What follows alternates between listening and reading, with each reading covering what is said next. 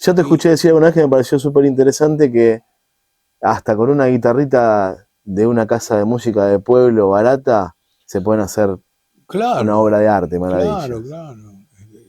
Debemos hacer eso. Vos, Claro. fíjate, ¿no? Por ejemplo, mira esta guitarra. Si vos ves, esto lo encontré. La guitarrita estaba tirada en el desván de un bar en Mar Azul, junto con un montón de cajas con basura que iban a tirar, ¿no? Y yo la descubrí ahí y fui abajo enseguida y le dije a los mozos, le digo, ¿qué hace esto, loco, entre la basura? No, es una porquería que no sirve para nada. Yo me acuerdo que me la llevé al camping donde yo estaba, que tenía mi guitarra, y me había llevado una franelita, unas cuerdas de repuesto, entonces le puse cuerdas nuevas, que yo, y esa noche que yo tocaba en el bar, toqué toda la noche con esta guitarra, que Mirá tenía vos. las cuerdas por acá, imagínate, estaba así, ¿viste? Entonces me la afiné para tocar slide y toqué toda la noche con esta guitarra. Y Dicen que la guitarra va al guitarrista, ¿no? Esta te viste, encontró. yo sí, me encontré con Te ella, nos encontró. encontramos. Y después descubrí que se llama Palm, como palma, sin la A, Palm. Y este es un primo de Walter Malosetti. Me lo dijo Ah, Walter acá en vivo, me dijo, esas guitarras las hacía mi primo.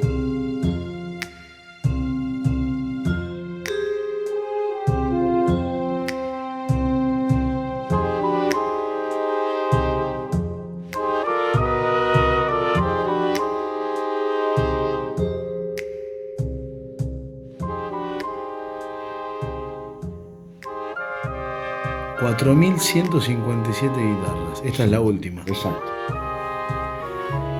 Porque tuvo un periodo de construir. Ahí está el número. ¿Ves? Ah, la etiqueta ya está, ya es como papel coté, ya brilla más. Las otras son todas mate. Hola, ¿cómo están? Bienvenidos al Trémolo. Bueno, en esta oportunidad queremos compartir con ustedes un poco de la historia, de la vida de un importantísimo luthier que se llama Pedro Alfredo Lucas Malosetti, conocido por fabricar sus guitarras con el nombre de Palm. Acompáñennos y vamos a ver el recorrido de la vida de don Pedro.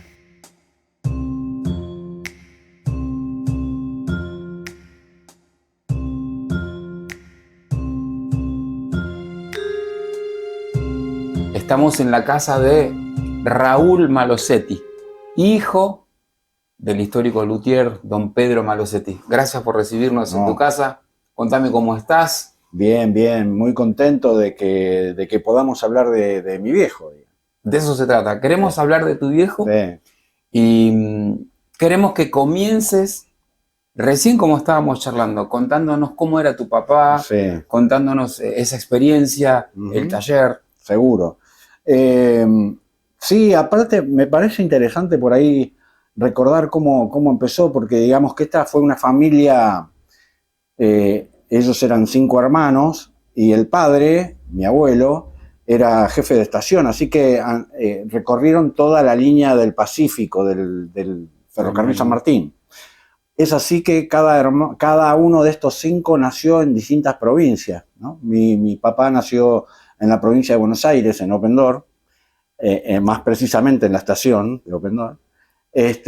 Walter Malosetti, el guitarrista, nació en el sur de la provincia de Córdoba, y así. Pero bueno, es así que mi viejo, el mayor de los 5, y Walter, el menor de los 5. Ellos se llevaban fantástico los 5, pero la relación entre Walter y mi viejo fue muy fuerte por el tema de la música Química. Y de las guitarras. Claro.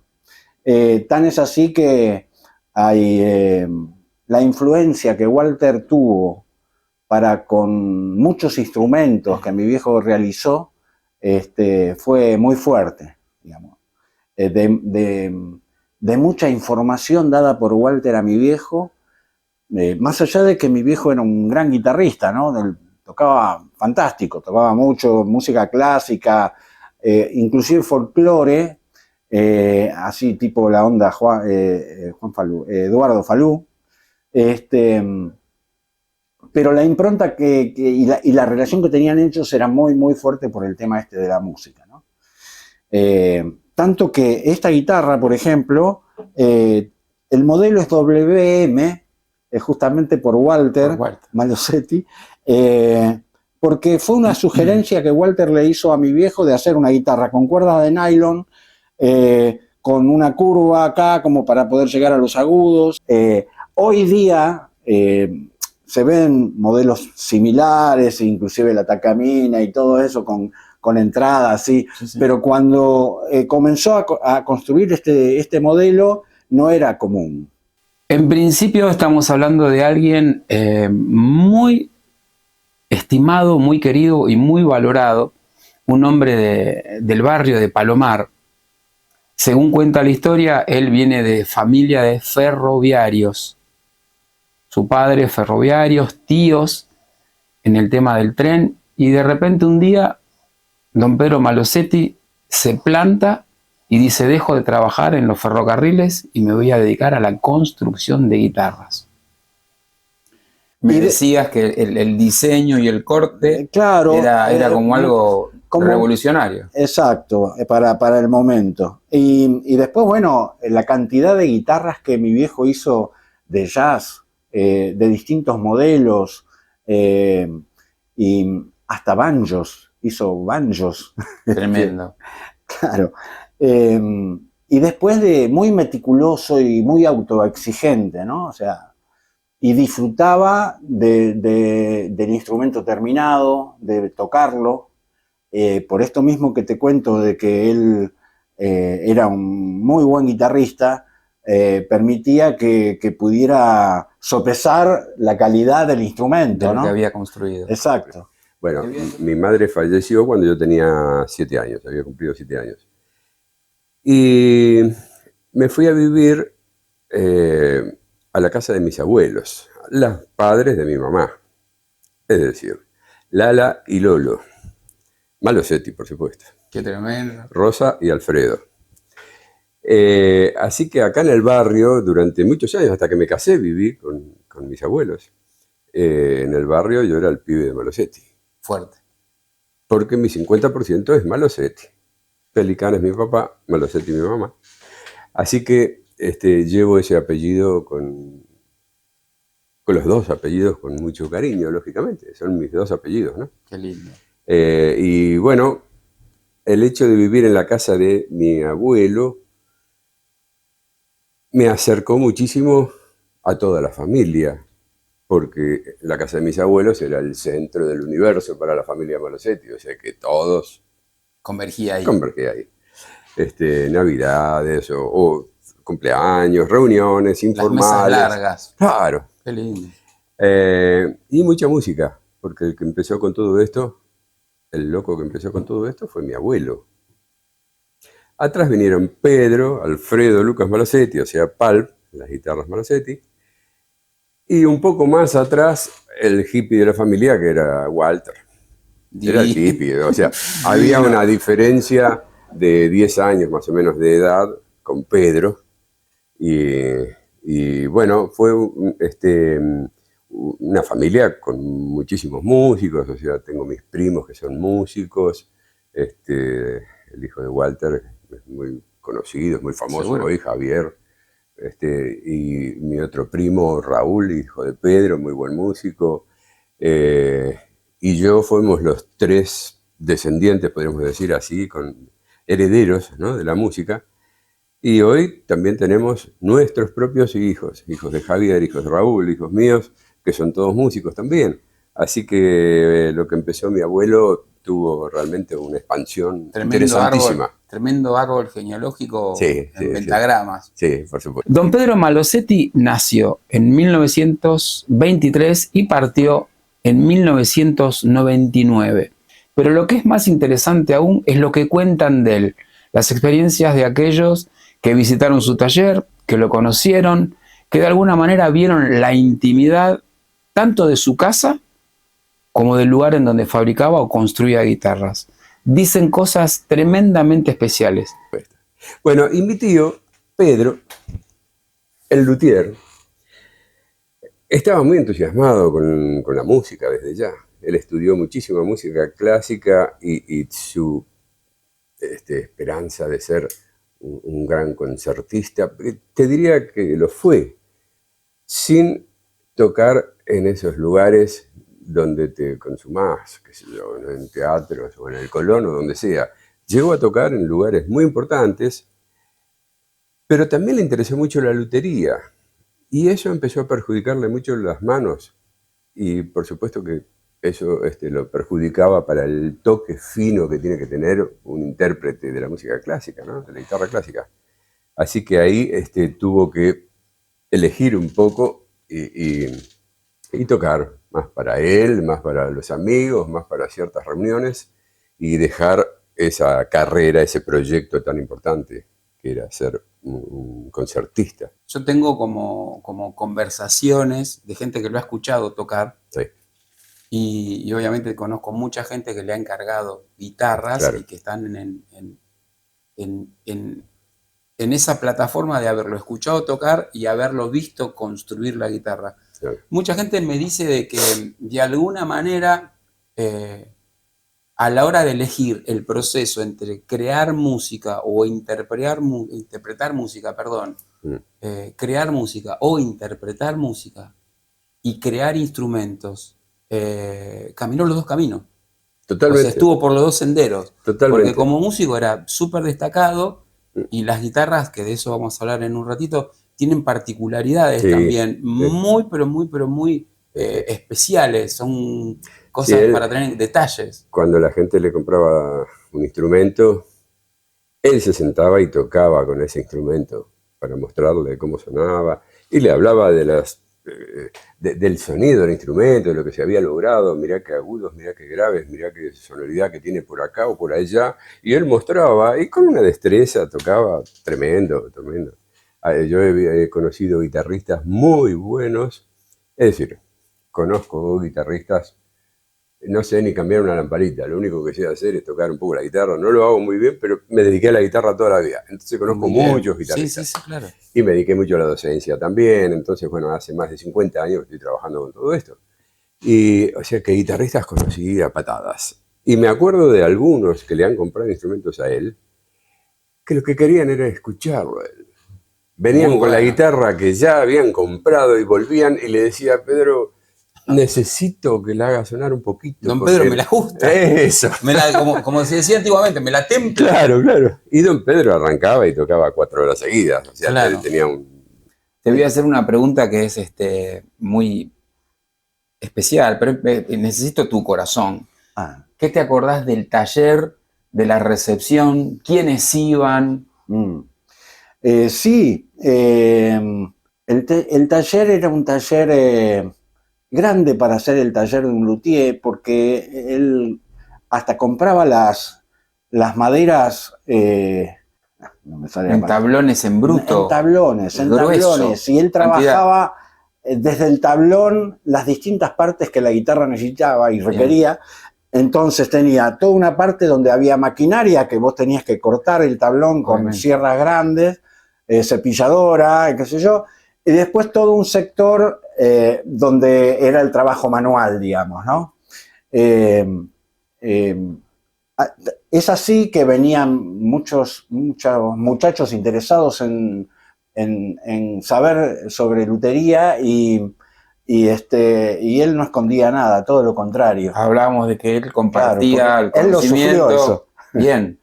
Pudimos entrevistar a muchos propietarios de guitarras Palm y también tuvimos la oportunidad de charlar con integrantes de la familia y gente muy cercana.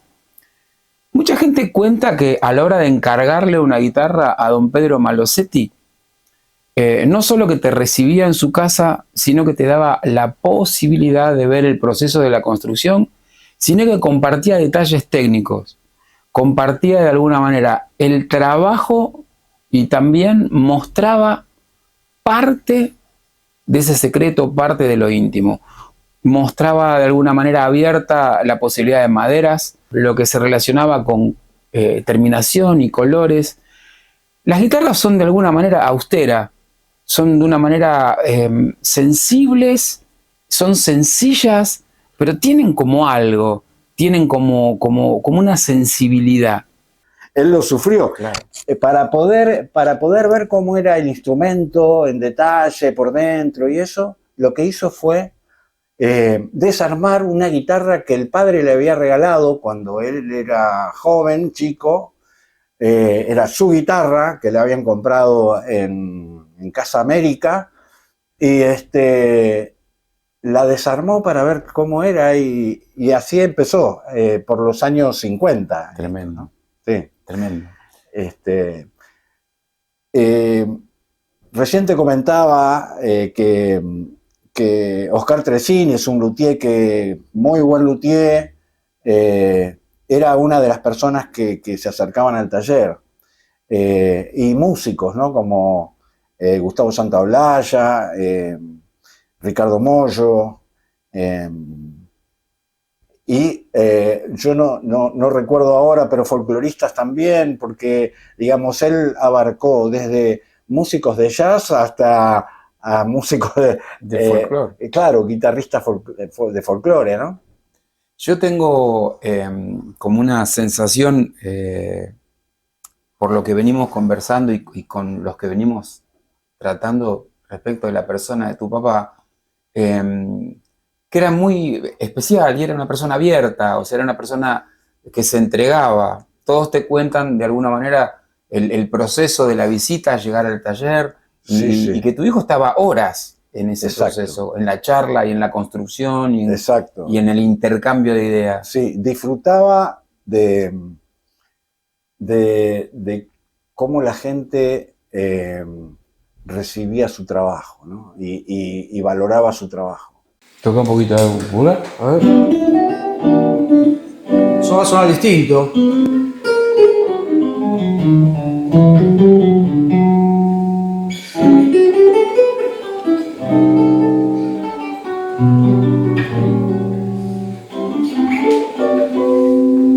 No, dale.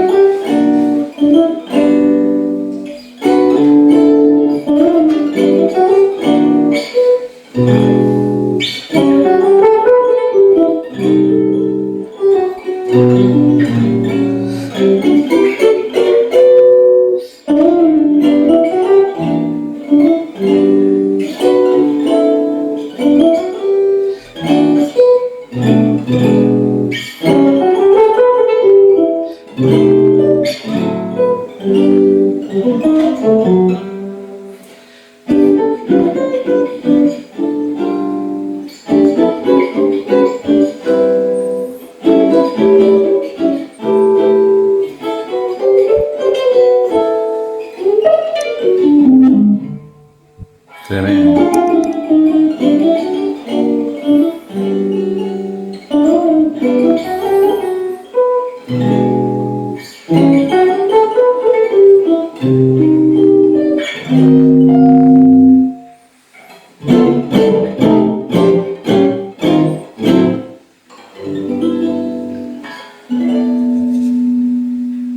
Buenísimo. Es una profesión bastante, podríamos decir, un poco cruel, ¿no? Porque yo me acuerdo de él trabajando en las guitarras y le ponía su vida a cada guitarra. Claro. Él hacía guitarras todas de alta gama, no hacía cualquier cosa. Era tremendo el detallista, la madera que elegía, la cola, qué sé yo. Ahora te cuento una anécdota de las colas de carpintero, así que yo... Bueno, y terminás una guitarra, haces una obra increíble, es como si hubieras pintado un cuadro increíble o hubieras compuesto una música. Algunos lo comparan, ¿no?, con un hijo. Tenés que dejar ir un hijo. Y viene alguien, te pone una plata y se la llevó y chao, y no la ves más y te quedás muy triste. Sí, más vale. A veces una guitarra que vos decís, ¿cómo suena esta guitarra? Y viene alguien y se la compran, lógicamente, y se la lleva. Buenísimo. Y vos quedás con un vacío hasta que no haces otra guitarra, ¿no? Seguro. O sea que es una profesión que tenía eso también. Seguro. Ahora, cuando la guitarra se la llevaba a alguien, que después la hacía sonar, bueno, las cosas cambiaban. Era como ver un hijo, claro, en la televisión. Tal cual. me acuerdo en casa a veces esperarlo, porque él hacía todo, de la guitarra, como te digo, del tablón hasta el lustre de la guitarra, todo el proceso lo realizaba él, ¿no? Y a veces nos quedábamos esperando en la mesa para comer al mediodía y estaba ahí, Esperando que regrese y había del que taller. esperarlo, ¿eh? Claro que sí. Te voy a hacer la siguiente pregunta. A la luz de los años, el tiempo, pasaron muchos años y las guitarras de tu papá están adquiriendo de alguna manera una notoriedad, una importancia, hay mucha nostalgia en todo. Además de que están muy bien construidas, bien pensadas, ¿cuál te parece que puede ser el valor agregado a todo esto? ¿Por qué siguen preguntando por guitarra de tu papá hoy, después de tanto tiempo? Claro, bueno, yo supongo que tiene que ver con muchas cosas y condiciones de los instrumentos que él hacía. La durabilidad, las características de sonido, en el caso, por ejemplo, de las guitarras de jazz, era, junto con Repiso justamente, eran los dos que acertaban con eso, con el trabajo en cuanto a guitarras de jazz. Creo que tiene que ver con esa cantidad de cosas. Y que, bueno, esto de la durabilidad, ¿no? Yo sé por ahí de luthier que hacían instrumentos con un sonido maravilloso, que tenías 2 o 3 años, que estaban muy bien, pero habían llevado, por ejemplo, a la tapa armónica a un espesor límite, donde a los luego 4 o 5 años el puente hacía así y se deformaba la guitarra, claro, que era maravillosa como sonaba, pero era de poca durabilidad. claro, tenían una vida útil. Estamos en la casa de José Iacona. José, junto a su hermano y junto a su papá, son los autores de este libro que se llama Tributo a Oscar Alemán. Y no solamente eso, sino que su papá fue guitarrista de Oscar Alemán. Venimos al lugar correcto, José. Gracias por recibirnos en tu casa. Y queremos que nos cuentes del corazón, con tus palabras, qué pasa con las guitarras Palm. ¿Por qué las guitarras Palm? Y yo creo que es de dónde vienen, cómo están hechas. Bien. Creo que la época que atraviesa Pedro Malosetti al hacer las guitarras es toda una época mágica, que es del 50 al 93 que hacer guitarras. Era una época donde no había planos, no había internet, donde las guitarras se hacían probablemente copiándolas de alguna guitarra que le llevaban y con muchísimo trabajo. De la tapa de un disco, Exacto. de una foto. De una foto, de una guitarra misma que le llevaban. Y bueno, en el caso de las guitarras francesas, como denominaba él a las tipo Selmer, Macaferri, él diseñaba guitarras que en realidad no hay dos iguales, porque siempre tienen o bocas distintas, o un binding distinto, o distintas clavijas, distinto diseño, distintos apliques, distintos cordales. Y son guitarras muy particulares en el sonido y en la dedicación que tienen. Bien. Contanos un poco de la guitarrita que tenés en las manos, que sabemos que es como un tesoro. Y esta guitarra fue de Walter Malosetti. Con esto grabó toda la carrera de Swing 39, gran parte. ¿Querés que mostremos el disco? Puedo mostrar el disco. Pásame donde el disco, se ven por las favor. fotos, tanto Walter Malosetti como Ricardo Pelican usaban las guitarras, en el caso de Ricardo, de su tío. Y en un momento utilizaron ambos de ellos esta guitarra, que es esta guitarra que está acá. Y la que está acá. Y la que está acá, que se usaban para grabaciones. Y era la época de, ellos traen y son precursores del denominado Gypsy Jazz, o Jazz Gitano, Jazz Manouche, de la escuela de Django Reinhardt. Empezaron con estas guitarras y después se pasaron a Gibson eléctricas y no volvieron más a esto. Pero entre tantas cosas, José, nosotros que somos familiares, qué loco, ¿no? Usar la guitarra que hace tu tío Sí. y usar la guitarra que hace tu hermano. Exacto. Yo siento respecto de las guitarras Palm que ocuparon un espacio en determinada parte de la música, pero en determinada parte de la geografía también. Porque nosotros venimos de hacer la nota de Repiso y el trabajo en Repiso, y ahora estamos de alguna manera desandando y estamos caminando los caminos de Don Pedro, y vemos que de esa zona, de zona norte, de zona oeste, hay muchísima, pero muchísima gente, muchísima información, que su primera guitarra, desde aquel lado, ¿sí?, fue una Palm. Claro. Increíble. Increíble. Además, bueno, hay un paralelo entre Repiso y Palm, entre Pedro Malosetti y Sergio Repiso, porque ambos desde los 50 estaban en su taller encerrados.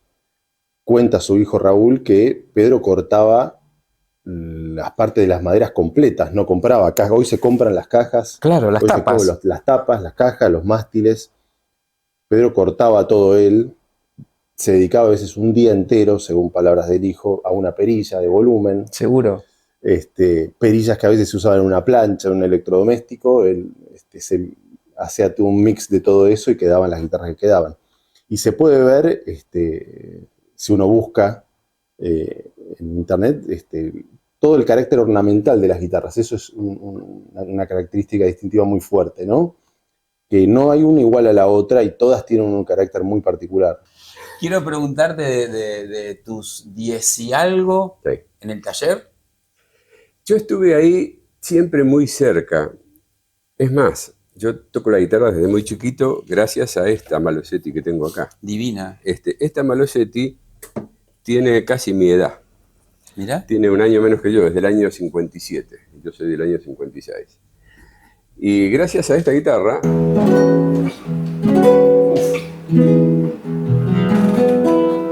tiene sonido de guitarra grande. No, Sí. no es un ukelele, es una guitarra. No. Bueno, y gracias a esta guitarra yo empecé a tocar cuando tenía 4 años. Y claro, yo era alto y de manos grandes, entonces los primeros acordes, estos acordes así, me salieron rápido. O sea que yo empecé a tocar muy rápido. Y al poco tiempo, perdón, Sí, por favor, con total esta libertad. informalidad, al poco tiempo, o sea, acá yo ya estaba por cumplir 7. Ahí estoy con Walter tocando, Uf, que fue mi debut como músico de jazz, podríamos decir. hay una guitarra de jacking y una Malosetti Malosetti. atrás, divina. A ver, Sí. Marian, si lo podemos acomodar. Eso fue en el Cine Teatro Helios de acá de Palomar. Tremendo. Y la batería era prestada, porque ahí dicen los Merry Mat, pero no es la batería. Imagínate, yo me divertía muchísimo. Con todo respeto, pero estás haciendo uno difícil ahí, ¿eh? Estoy haciendo un sol séptima. Sí, que estás para haciendo un uno chico, difícil, claro, Sí. usando dedito que ya bravo. Sí, por eso te digo. Y Por no eso es digo que esa, tenía es manos esta. grandes. Y es una guitarra como esta. Cuando yo tenía 8 o 9 años, yo ya me sabía un montón de rancheras y un montón de música que le gustaba a mi tío Pedro. Y también sabía un montón de música que le gustaba a mi tío Walter. Muchos de jazz, temas de Claro. jazz, ¿no? Es decir, que yo estaba ahí en 2 ámbitos musicales diferentes, pero y Enriquecido. a veces se tocaba en grupo, a veces estábamos con mi primo Raúl, Javier era chico todavía, y mis 2 tíos, y tocábamos ahí todos juntos, ¿no? En alguna reunión. Pero lo más importante que me pasó a mí, podríamos decir que aprendí muchísimo de guitarras, por el hecho de estar cerca y estar en el taller muchísimas veces. Yo vivía en el taller. Es más, a veces le hinchábamos tanto las guindas a mi tío que me daba una escoba, che, andaba a barrer allá en el rincón. Mantenimiento. Claro, vayan para allá un poco. Bueno, como sabrás, estamos tratando de hablar un poco de las guitarras Palm, de la obra de don Pedro Malosetti. Y sé que tuviste varias Palm. Sí, mirá, tuve 2, las 2 del año 86. una parecida a esta, Sambar, muy parecida, pero un poquito más oscura, con un humbucker. Tremendo, Con poderoso. un humbucker y muy cómoda, muy lindo sonido.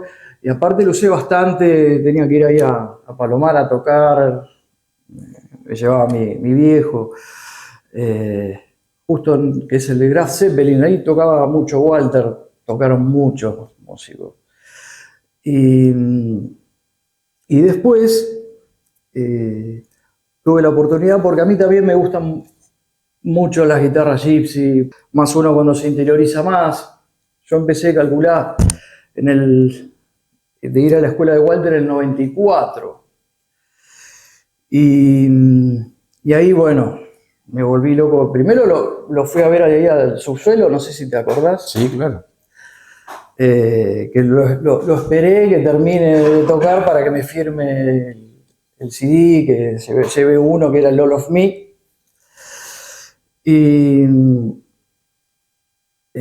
Pero bueno, como te decía, tenía mucho más en ese momento interés más de la guitarra Gypsy. Y bueno, en ese momento un amigo tenía una que era de Ricardo Pélica, de boca en D. Linda. Muy linda. Y justamente, bueno, hicimos ahí un acuerdo y bueno, me quedé con esa. Tenía un sonido muy gordo para ritmo, muy nasal, hermosa.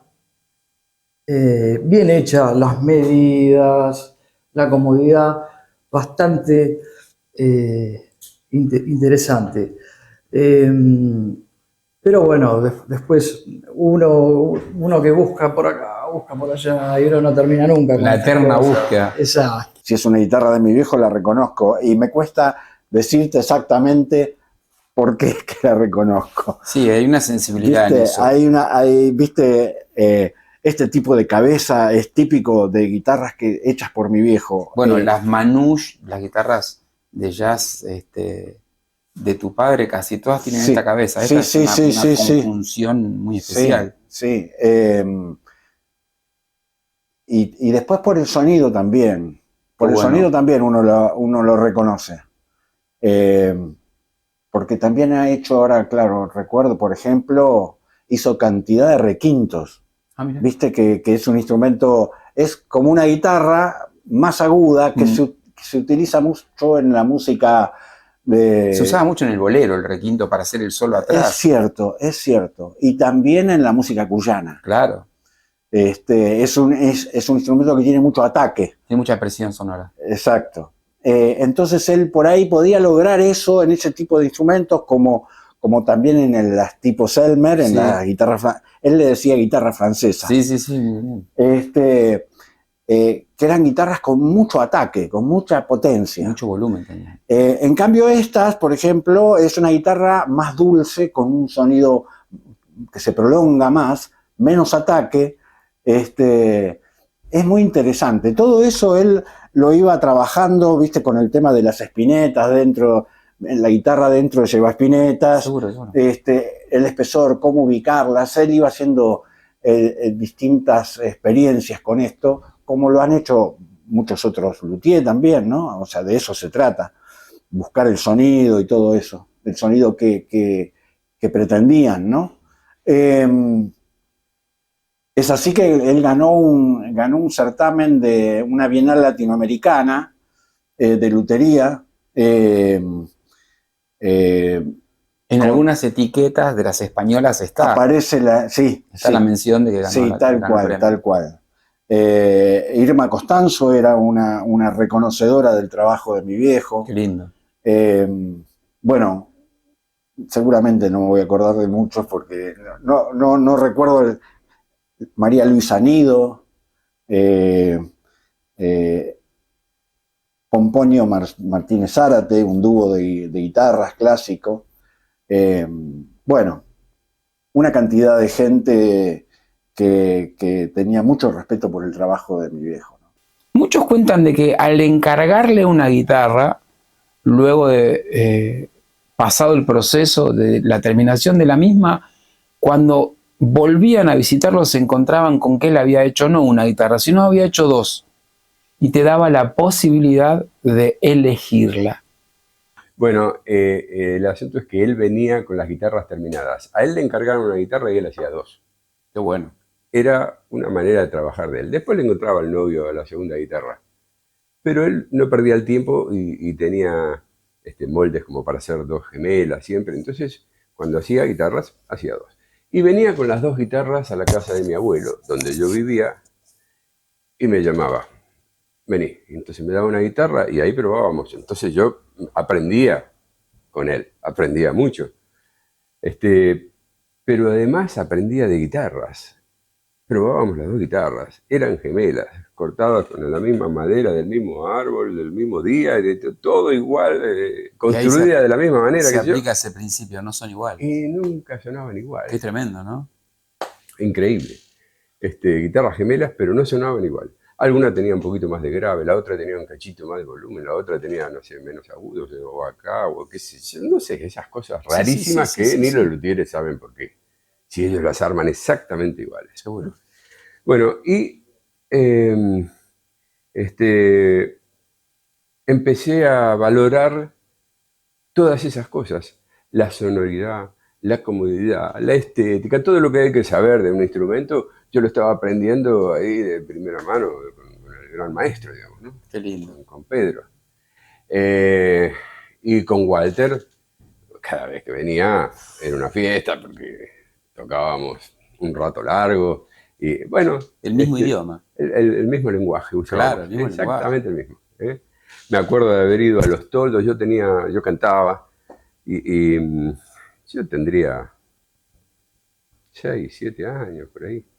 Entonces a mi tío Pedro le gustaba tocar la verdulera también, el acordeón. Mirá. Entonces me acuerdo de haber ido a Los Toldos, que teníamos parientes por allá, en provincia de Buenos Aires, y subir al palco. Y yo con mi guitarrita chiquita esta, y cantando, y mi tío tocando la verdulera. Y yo tendría, con toda la furia, 6 años. No sé. Bueno.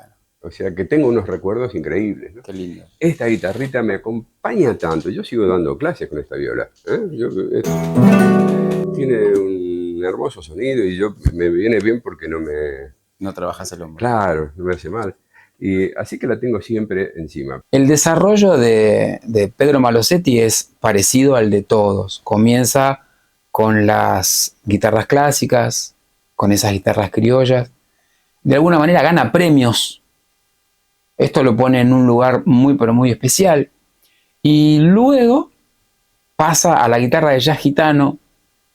Comienza a desarrollar sus propios modelos de guitarras archtop, que en este momento son muy solicitadas por las orquestas de jazz, por las típicas, y termina desde ya fabricando una pequeña cantidad de guitarras eléctricas con un desarrollo y con un diseño típico, único y muy particular. Entre tantas cosas, él desarrolla su propio catálogo. Esto es muy, pero muy importante. O sea, las guitarras Palm tenían catálogo. Él entregaba un catálogo en tono sepia y había muchos comercios de la zona que tenían su catálogo y a través del catálogo podían encargar las guitarras. Podemos decir también que no era fácil, no era un proceso de construcción de fábrica, era un proceso más bien artesanal, más bien individual. Pero también nos cuentan de que capacitó mucha gente, llegó a tener empleados, no solamente que tuvo empleados que trabajaban en la fábrica, que fabricaban con él, sino que algunos luthieres muy conocidos salieron y aprendieron en su banco. Me parece súper acertado. No hay dos guitarras iguales. Pero, por ejemplo, en la charla con Ricardo, él nos contó, es muy buena, es muy rica la charla, y nos contaba de que si le encargabas una guitarra, él tomaba esa seña, comenzaba el trabajo y cuando te llamaba para que la vengas a retirar, había hecho 2 guitarras. Y te daba la posibilidad de probarlas y la posibilidad de elegirlas. Y si bien las 2 guitarras estaban construidas contemporáneamente, el mismo espacio, el mismo tiempo, por ahí no tenían la misma tapa, por ahí no tenían la misma dinámica y sonaban distintas. Y te generaba como una cosa, decís, tremendo, Sí, tremendo. sí, Es muy sí, bueno sí, sí, eso. sí. Además, tanto una eléctrica como una guitarra clásica, como una gypsy, suenan con un sonido muy potente, muy fuerte, muy particular. Sí, yo creo que eso también se debe a, la necesidad de interpretar algo que no tenés forma de resolverlo en cuanto a la matemática, a la ciencia o a un plano. O sea, debe haber una cuestión de tallar tapas hasta que la que pegue sea la correcta, Sí. o tapar de alguna manera a través de los bracing zonas para lograr esa vibración y todo lo demás. Sí. Y una cosa es una guitarra, hoy por hoy conseguir una guitarra Gibson Fender, en esos momentos que, salvo el que viajaba y traía una guitarra, Claro. no había. Sin duda estamos hablando de esa Argentina en donde de alguna manera cierto tipo de insumos no son fáciles de conseguir. Cuentan entre tantas historias que en un momento adquiere una cola, un pegamento vinílico, y esa cola falla, ocasionándole de alguna manera detalles y deterioros en guitarras que había fabricado y que había entregado. Cuentan también que sin ninguna historia, recibió todas las guitarras que fabricó, resolvió todos los detalles, volvió a encolar, volvió a reparar absolutamente todas las guitarras. Y siempre lo hizo con el mismo espíritu. Algunos cuentan que era muy agradable, con carácter y temperamento, pero generoso. Solía visitar de alguna forma lugares de reunión de músicos, asistía a eventos, a peñas, a recitales y llevaba sus instrumentos para que los músicos de ese lugar los pusieran a prueba. Algo bastante particular. O sea, él asistía acompañado tal vez de un Ricardo Pelican muy joven, como nos cuenta Ricardo, en la nota, y llevaba sus instrumentos para ser probados. Hablan de alguna manera de una generosidad, de un hombre con ganas de que su talento y su arteza sean reconocidas. Tuvo muy poco contacto con algunos luthiers de la época, que eran luthiers mayores que él, pero que le echaban flip.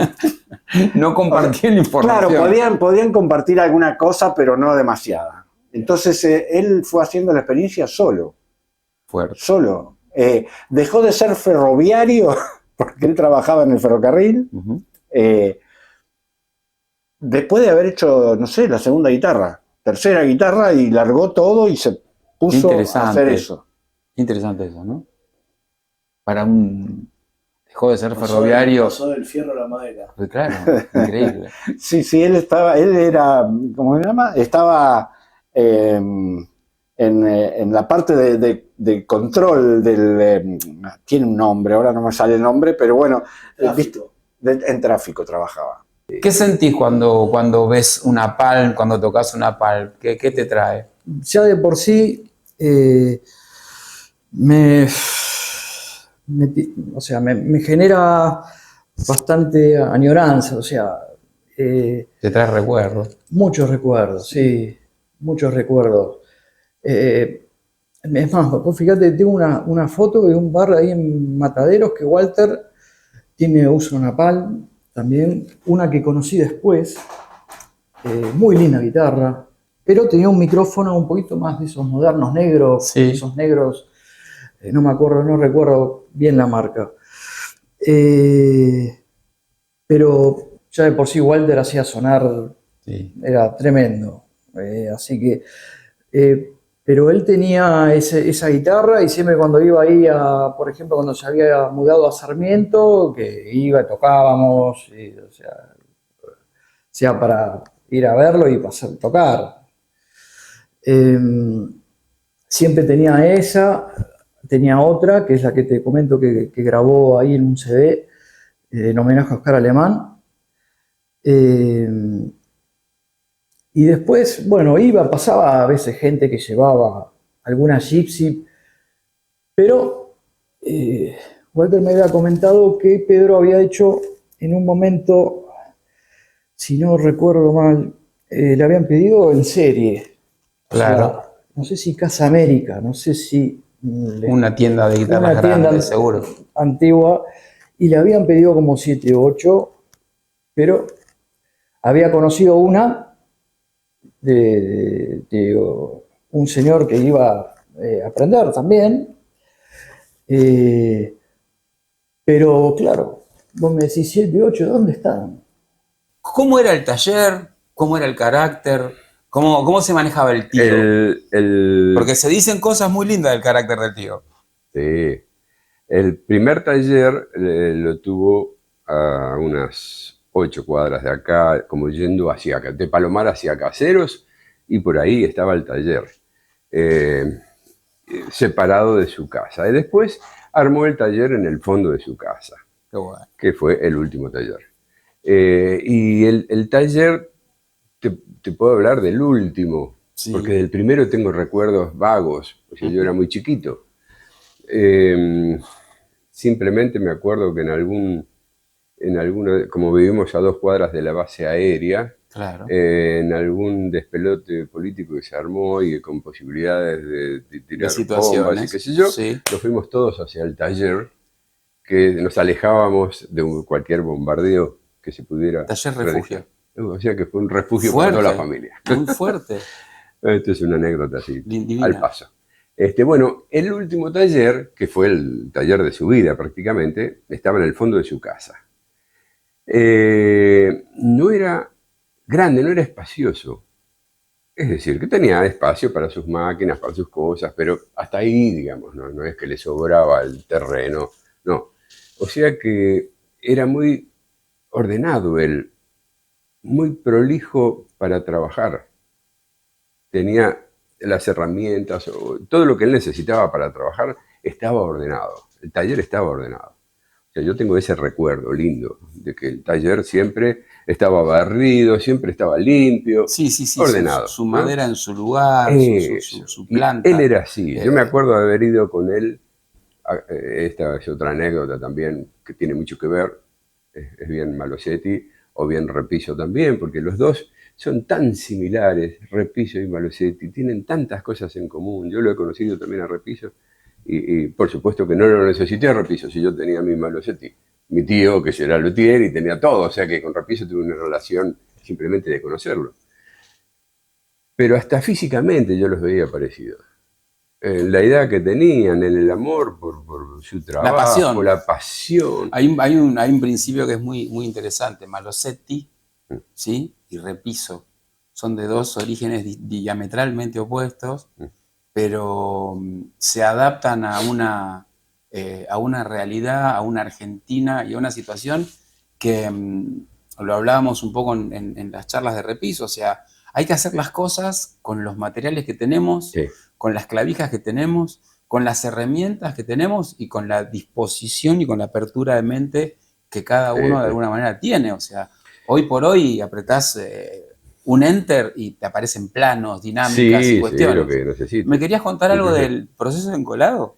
Sí, la cola era lo que había, ¿no? La cola de carpintero que se conseguía. Así laburó Repiso y Malosetti durante años, hasta que empezaron a aparecer colas, así entre comillas, que venían no sé de dónde, una de Alemania, la otra de Norteamérica, la otra de no sé dónde. Entonces me acuerdo que mi tío se consiguió un tarro de cola, que no me acuerdo si no era norteamericana la cola. Puede ser. Bueno, importada. Entonces hizo un montón de guitarras ya con esa cola. Y como 2 años después apareció uno de los clientes con la guitarra que se le había desencolado un poquito en la tapa. Viste, mi tío... Una tensión, una alarma. Claro, mi tío empezó a pensar, y esto la hice con esta cola. Ahí empezó toda la historia. Vino otro cliente con lo mismo. Y vino un tercero, y vino un cuarto. Vinieron como 10 que se les estaba desencolando y siempre más o menos en los mismos lugares donde la tapa tira Lugares más, de donde tensión, la cuerda... básicamente. Claro. Y te digo lo que hizo mi tío. siempre me acuerdo de eso. Habla de que eran otros tiempos y de su manera de trabajar y que Repiso hubiera hecho lo mismo. Habla de su moral, Su moral. de su entereza. Le hizo guitarras nuevas. Fuertísimo. Y se quedó con esas, las reparó, las habrá vendido a menor precio, qué sé yo, no sé lo que hizo con esas guitarras. Esa parte no me acuerdo, pero él me acuerdo que tuvo que invertir un montón de compromiso. tiempo. Él había tomado el compromiso y lo cumplió como correspondía, digamos, ¿no? Qué tremendo, ¿no? Eso es un profesional. Eso es un profesional, sí. Eso Muy es buena profesional. definición. La verdadera definición de profesional. Profesional honesto.